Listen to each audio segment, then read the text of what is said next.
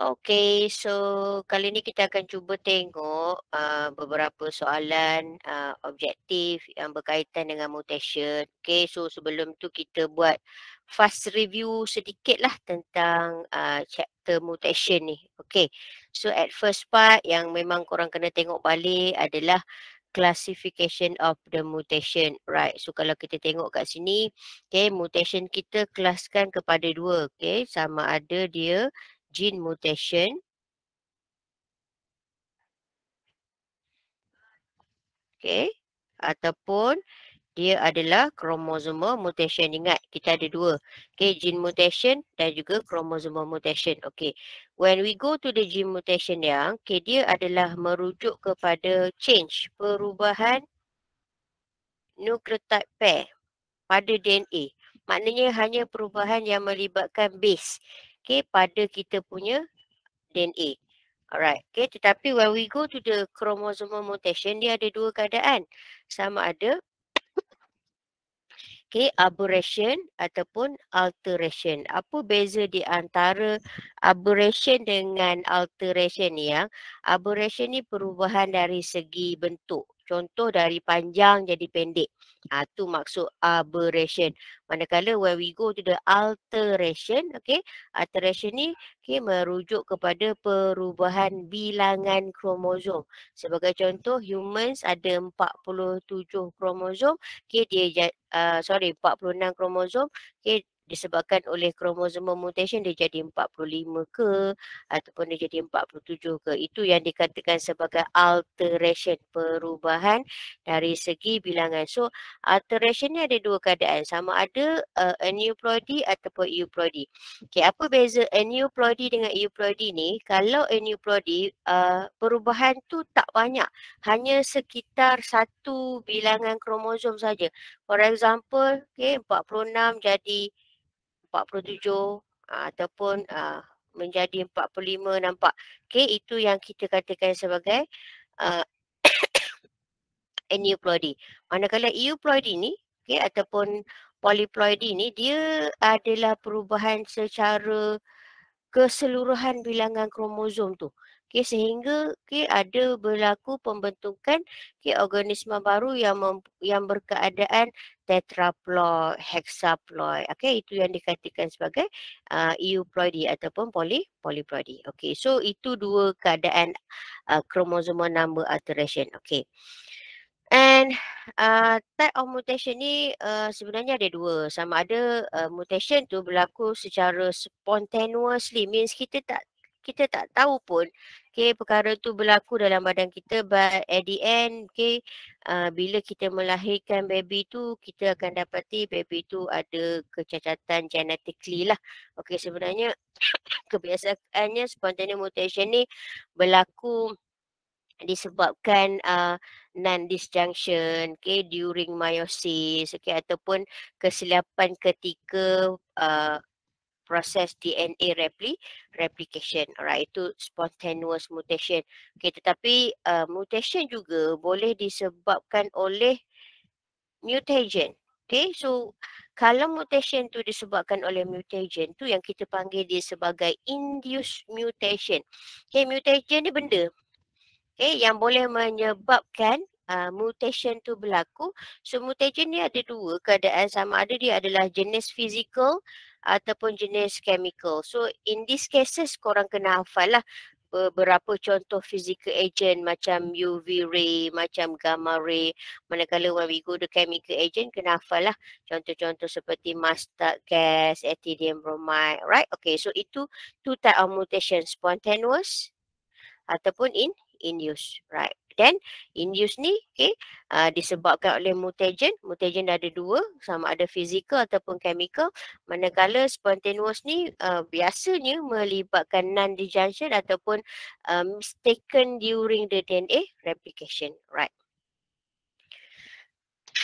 Okay, kita masuk sikit tentang gene ataupun point mutation, right? Gene ataupun mutation ni ada dua. Ada empat. Kita ada base substitution, kita ada base insertion, Okay. Kita ada base deletion dan kita ada base inversion. Right. Okay. So apa perbezaan di antara keempat-empat keadaan ni? Right. Kalau base substitute means kita akan replace satu base pada DNA dengan base yang lain ataupun base yang baru. Okay. Sebagai contoh kalau gambar tu, okay. Alright. Okay, nampak kita menukarkan base ini dengan base pair yang baru. Tu maksud dia replace. Okay, one base pair dengan another base pair. Okay, biasanya base substitution ni akan mewujudkan 3 keadaan what we call mutation. Okay, yang pertama kita panggil dia sebagai silence. Yang kedua adalah missense. Okay, yang ketiga adalah nonsense. Alright, so maknanya silent, missense, nonsense ni adalah hasil daripada base substitution. Okay, we go to the base insertion yang pula. Okay, one thing yang korang kena tahu, base insertion dengan base deletion kesan dia adalah menyebabkan frame shift mutation. Okay, frame shift mutation ni adalah okay, di tempat berlakunya insertion, okay, contoh dekat sini, ataupun di tempat berlakunya deletion, okay, bermula di situ, kedudukan base pada kita punya DNA akan berubah secara keseluruhan. Okay, itu yang dikatakan sebagai shifting. Contoh dia kosong dekat sini, so base daripada ujung akan tertolak untuk memenuhkan bahagian base yang kosong ataupun base yang baru kita masukkan tadi, dia akan menolak kita punya sequence of base pada DNA tu ke belakang. Alright. So itu yang dikatakan sebagai frame shift mutation. And one thing yang penting tentang frame shift mutation ni korang kena ingat, bila base sequence pada DNA kita bermula pada titik berlakunya insertion, titik berlakunya deletion tu, okay, semua base itu akan berubah. So bila base pada DNA kita tu berubah, bermula pada titik delete ataupun titik insertion tadi, bila transcription berlaku means kita transcribe DNA tu ke dalam bentuk mRNA, of course dia akan membentuk all new codon. Akan membentuk kodon-kodon yang baru sebab triplet bases pada kita punya DNA tu telah berubah secara keseluruhan bermula pada titik berlakunya deletion daripada titik berlakunya insertion. Alright. So bila triplet bases berubah, kodon berubah, of course, okay, kita punya amino acid sequence, okay, yang akan terbentuk hasil daripada translation nanti juga akan totally berubah. Bermula daripada titik berlakunya insertion, berlakunya deletion. That's why antara keempat-empat keadaan base mutation ni, okay, insertion dengan deletion dia punya kesan lebih bahaya.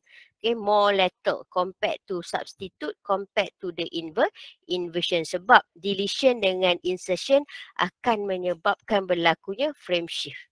Okay, right.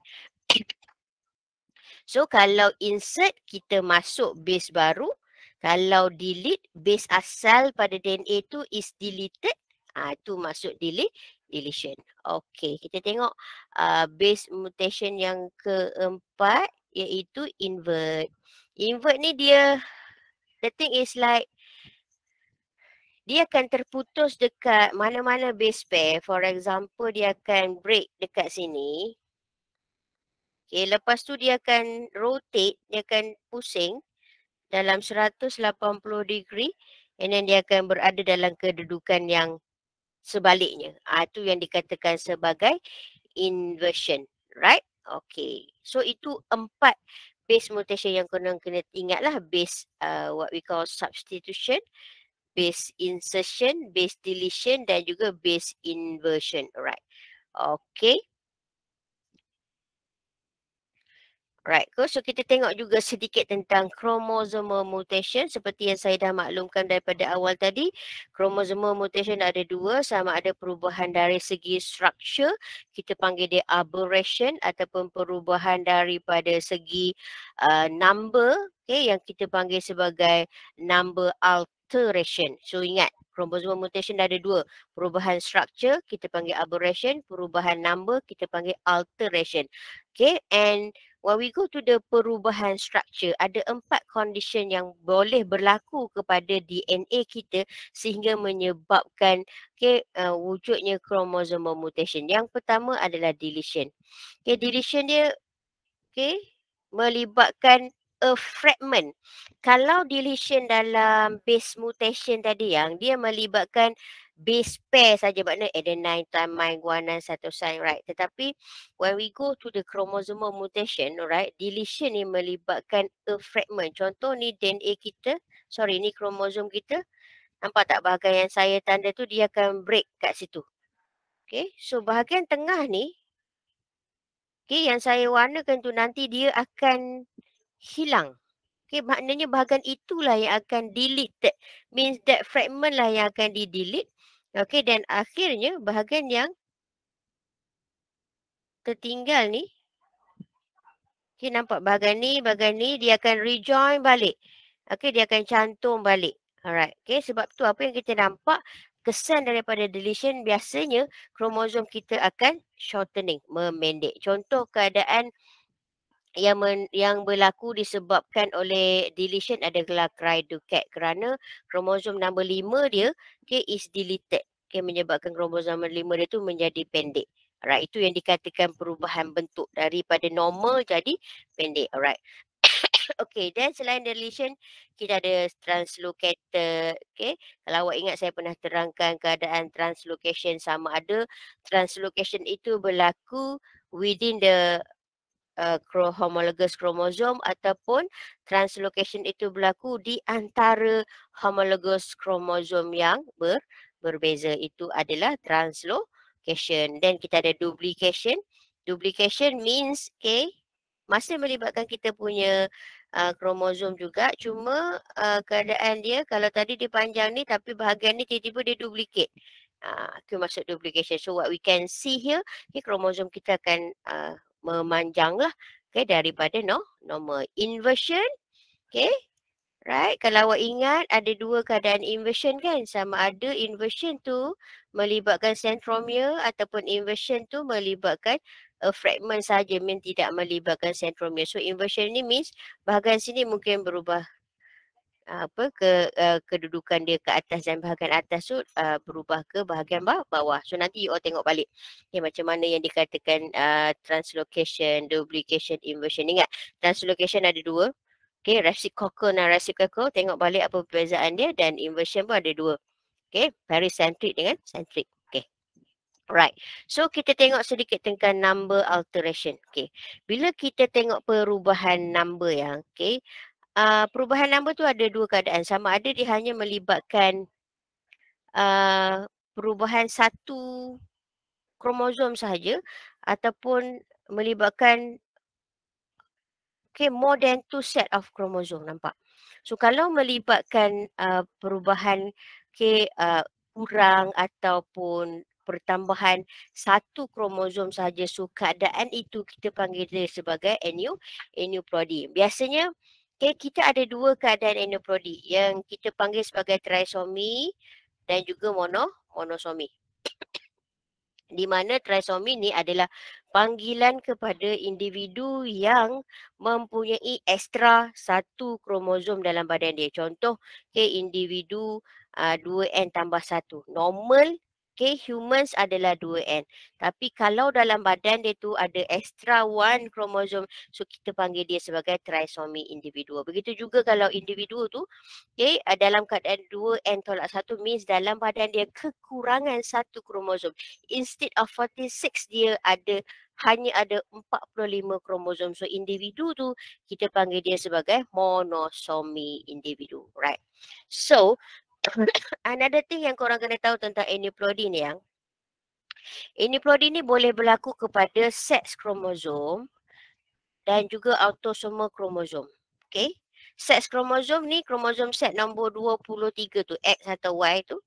Alright, then autosomal ni kromosom set nombor 1 sampai 22. Itu yang dikatakan sebagai autosomal kromosom. Maknanya keadaan monosomi ni ataupun keadaan trisomi ni, okay, maknanya extra one kromosom ataupun kurang one kromosom tu boleh berlaku pada kromosom seks dan juga boleh berlaku pada kromosom autosom 1 sampai 22. Itu yang dikatakan this condition, okay, kita akan mewujudkan sex chromosomal abnormality ataupun autosomal abnormality. Maknanya penyakit tu, okay, disebabkan oleh lebih kromosom seks, kurang kromosom seks, itu yang dikatakan sex chromosome abnormality ataupun okay, abnormality tu berlaku pada autosomal, means lebih satu kromosom pada mana-mana set 1 sampai 22 ataupun kurang satu kromosom pada mana-mana kromosom set pada daripada nombor 1 sampai nombor 22 tu. Okey, okay, sebagai contoh, okey, one thing yang kena ingat, perkara yang paling penting, keadaan monosomi dan trisomi ni yang sebenarnya disebabkan oleh non-disjunction. Non-disjunction ni means failure, kegagalan. Okay, kalau merujuk pada anafase 1, okay, masa anafase 1 kita dapat bayangkan should be the homologous chromosome separate, right? And when we go to the what we call yang the anaphase 2, okay, the sister chromatid should be separate, right? But okay, kalau non-disjunction berlaku, homologous chromosome ni dia tak separate tapi dia move to the same pole. Begitu juga sister chromatid ni, dia gagal untuk separate, so tapi dia move to the same pole. So itu yang dikatakan sebagai non-disjunction, failure of separation, sama ada homologous chromosome ataupun the sister chromatid. So non-disjunction itulah yang akan lead kepada berlakunya ataupun pembentukan keadaan aneuploidy pada individu tu. Alright, okay. So okay, biasanya kesan daripada non-disjunction tu yang, okay, individu itu akan menghasilkan abnormal gamet sebenarnya. Okay, sama ada abnormal gamet tu, abnormality dia tu adalah pada kromosom seks ataupun abnormality tu adalah pada kromosom autosom. Alright, okay. So, dua jenis abnormal gamet yang boleh wujud kesan daripada non-disjunction tu yang satu adalah N tambah 1. Ni gamet. Gamet normal N. Okay, tapi gamet kedua yang abnormal adalah N tolak 1, nampak? So, dua jenis abnormal gamet, N plus 1, N minus 1. Alright, okay. And then, okay, biasanya kalau monosomi ni, contoh Turner syndrome ni, okay, dia adalah hasil fertilization antara abnormal gamet jenis yang ni dengan normal gamet yang lain lah. Tetapi kalau trisomy ni, okay, dia adalah hasil fertilization antara abnormal gamet jenis N-1 ni dengan normal gamet yang lain, nampak? So terhasil lah contoh trisomy yang kita ada kat situ adalah Klinefelter syndrome. Okay, so maknanya you akan ingat Turner dengan Klinefelter ni adalah abnormality yang berlaku pada sex kromosom. Okay, sebab kalau awak tengok Turner ni dia punya kromosom seks dia tak cukup. Klinefelter ni pula kromosom seks dia berlebih. Sepatutnya XX je tapi dia ada XXY, nampak ada extra 1. Okay, so when we go to the autosomal pun sama.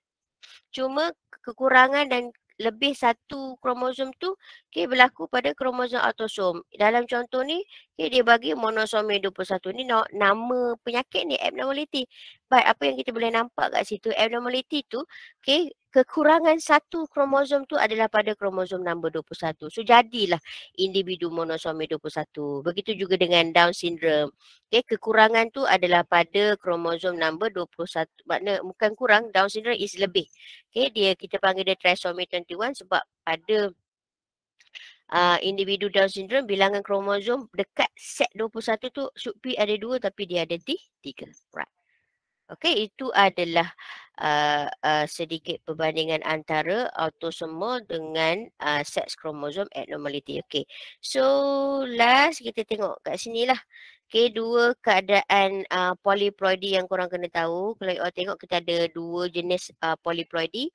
Kita ada auto, kita ada allo. Yang penting korang kena ingat perbezaan antara dua ni adalah dia hasil interbreed same species. Maknanya kalau parent dia tu same species tu, dia akan menghasilkan individu auto polyploid. Kena ingat tu. Tapi kalaulah individu tu, organisma tu hasil daripada interbreed, tapi parent dia spesies yang berbeza, nampak different species. So anak yang dihasilkan itu adalah anak jenis allopolyploid. Tapi kedua-dua keadaan ini, individu ni has more than 2 chromosome set. Contoh should be nombor 2N kan, dia mungkin 4N, 6N, hexa-N. Tu masuk more than 2 set. Alright. Okay. So itu fast review tentang mutation. Then baru kita tengok contoh-contoh soalan dia. Saya tukar slide kejap. Okay. Okay, kita tengok soalan yang pertama. Okay. Soalan yang pertama dia kata which of the following is the result of non-disjunction? Ingat balik. Non-disjunction kita boleh berlaku masa anafase 1, boleh berlaku daripada anafase 2. So daripada antara thalassemia, hemofilia, sickle cell anemia, okay, yang memang berlaku disebabkan oleh non-disjunction adalah Down syndrome. Kalau ingat apa yang kita bincangkan tadi, okay, Down syndrome adalah keadaan di mana kromosom set nombor 21 dia fail to separate during the meiosis. So at the end, okay, bila fertilization berlaku antara normal gamet dengan abnormal gamet jenis N+1 ni, so terhasillah individu Down syndrome.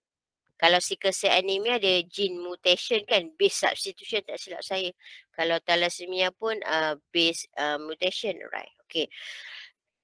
Okay, kita tengok soalan 2.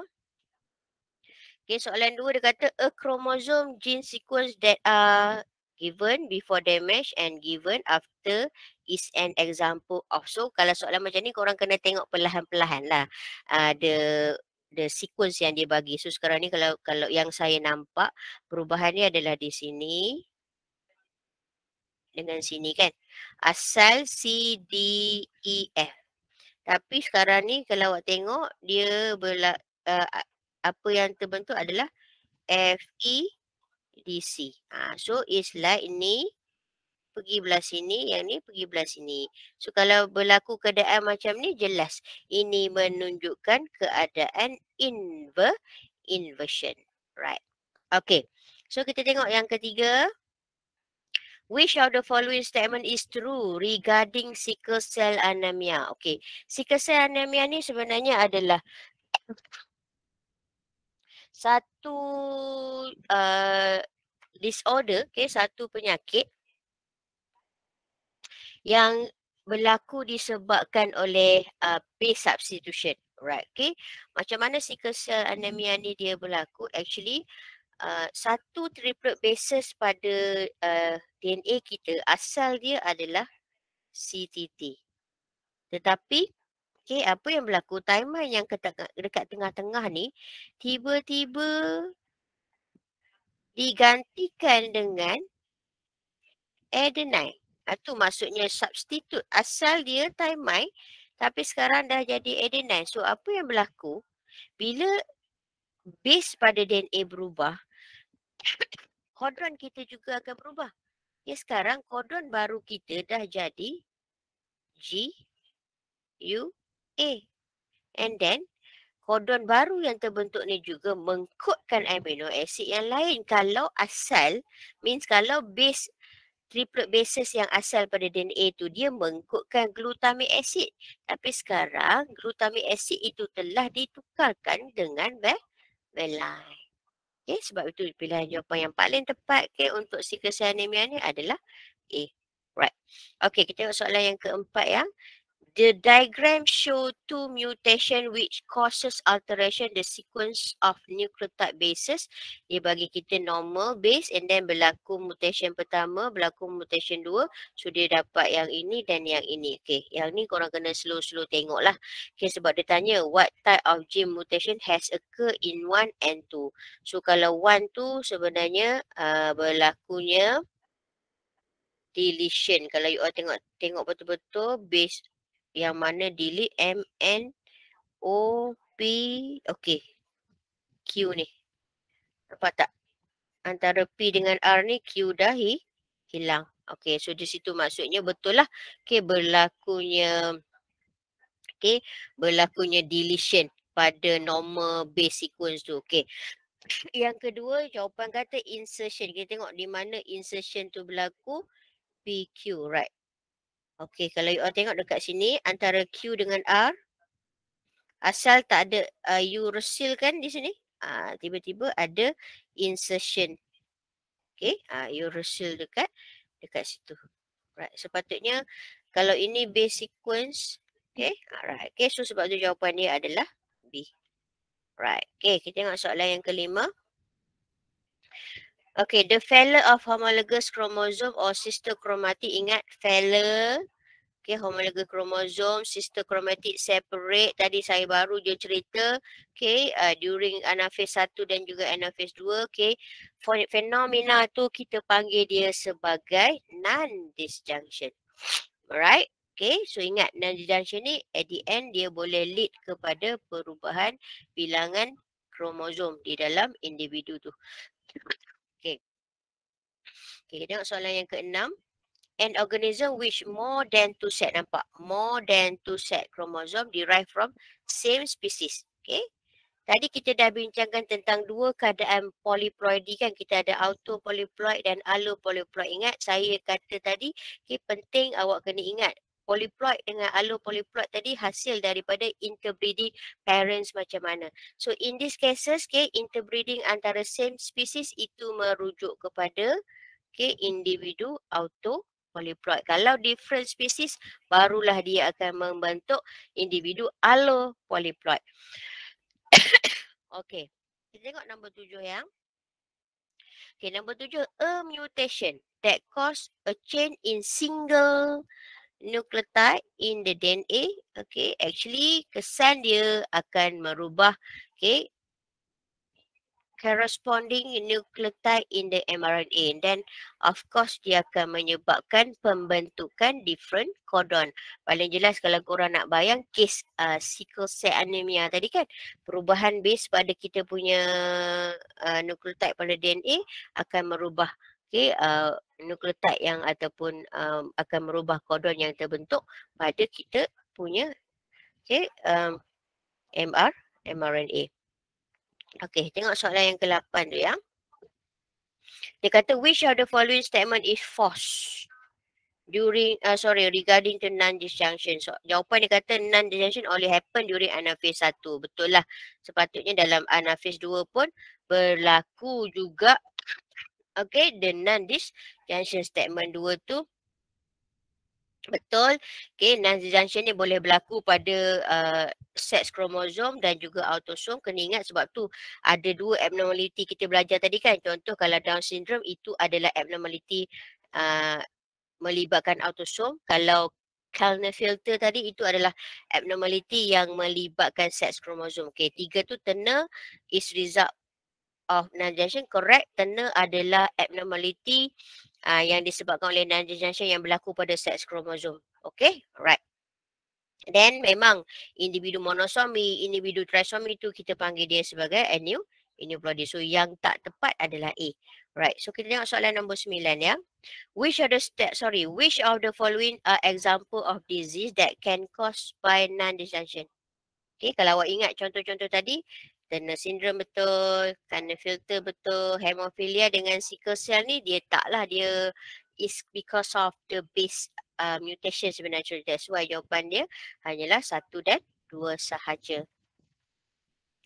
Okay, masih berkenaan dengan Turner syndrome. Okay, we know that Turner syndrome adalah keadaan aneuploidy. Turner syndrome ni adalah monosomi. Okay, monosomi individual. Okay, means kurang satu kromosom seks, right? So monosomi adalah keadaan aneuploidy.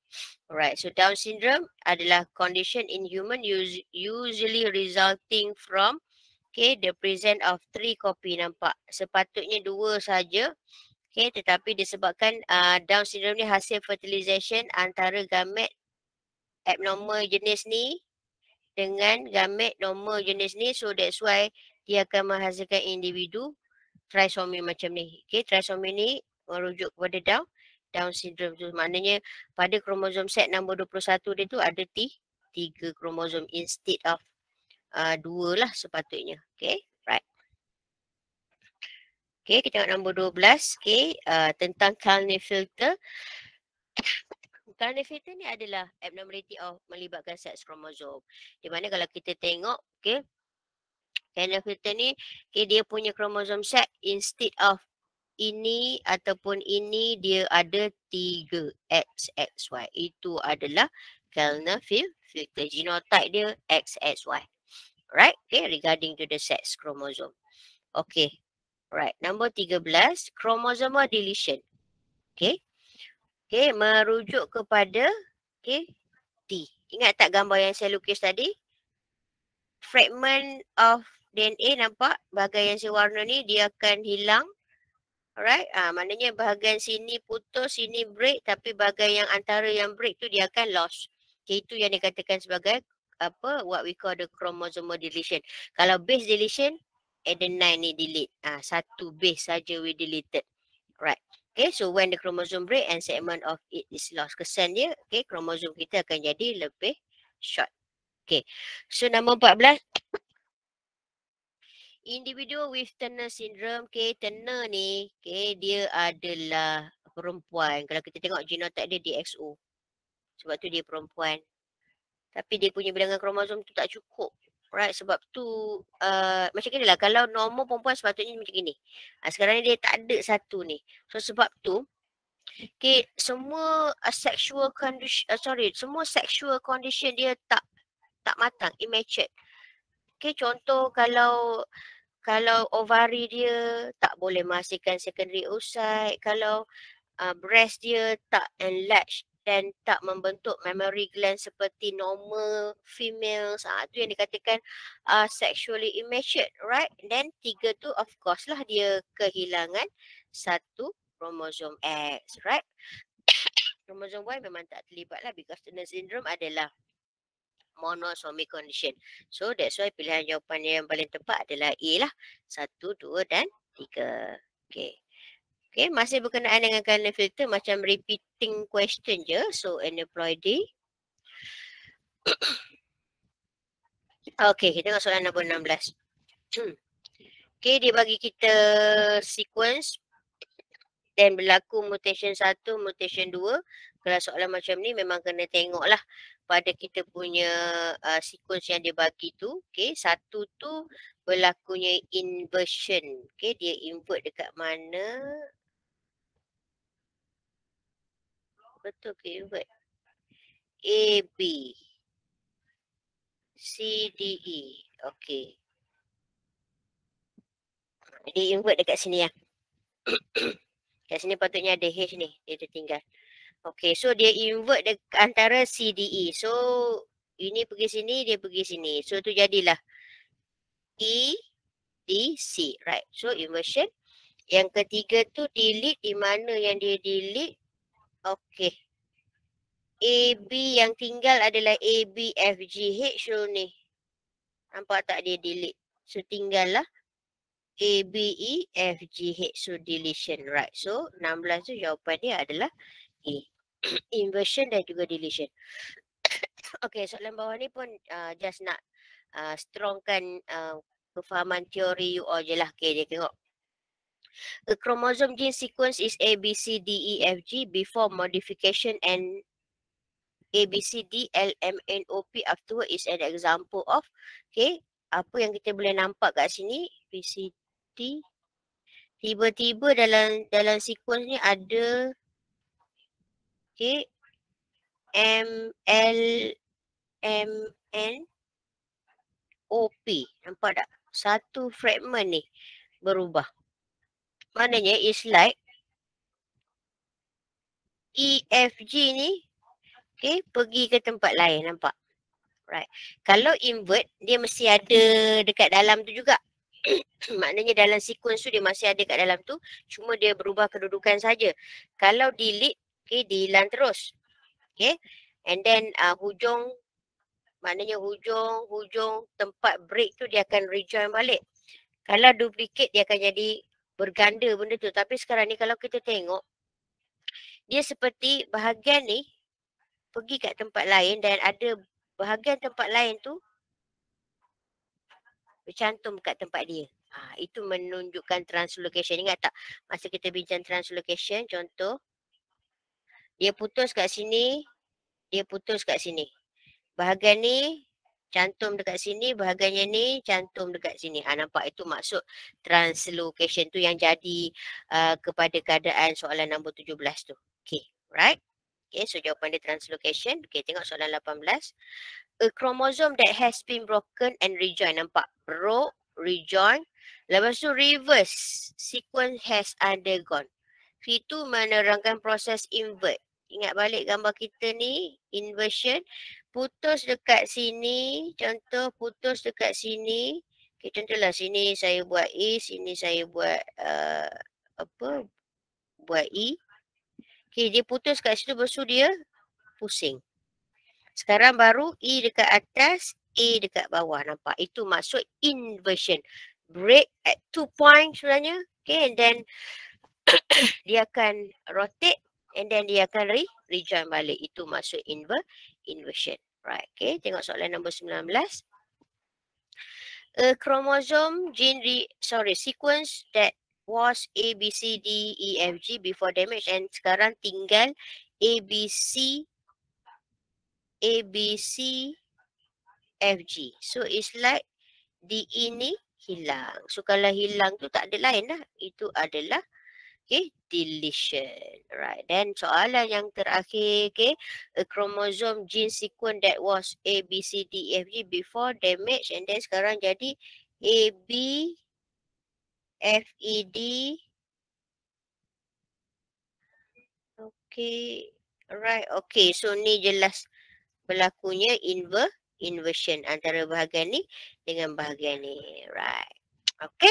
So itu di antara soalan yang saya sempat share lah berkenaan dengan mutation. You all boleh cari lagi, Google lagi dalam quizzes. Okay. Contoh-contoh soalan yang berkaitan dengan mutation. Cari soalan yang lebih mencabar. Okay. Ada kesempatan saya akan cuba cari lagi beberapa lagi contoh soalan mutation yang lebih susah. Kalau macam ni tak susah sangat sebenarnya, macam straightforward tapi kena hati-hatilah. Alright. Okay. So ada apa-apa nak tanya tentang mutation? Boleh rasanya? Boleh yang? Boleh, madam. Okay, good. Alright. So kalau tak ada apa-apa, nanti saya akan share recording ni. Dan tadi kelas sebelum saya dah bincangkan soalan population genetic. So saya akan share recording tu lah. So you all boleh tengok rakaman tu. Okay, untuk review balik soalan latihan yang saya bagi tu. Saya dah bincangkan dalam recording tu. Okay yang? So I think that's all. Terima kasih. Okay. Jumpa next class nanti. Thank you. Assalamualaikum. Thank you, madam. Okay, thank you ya. Madam.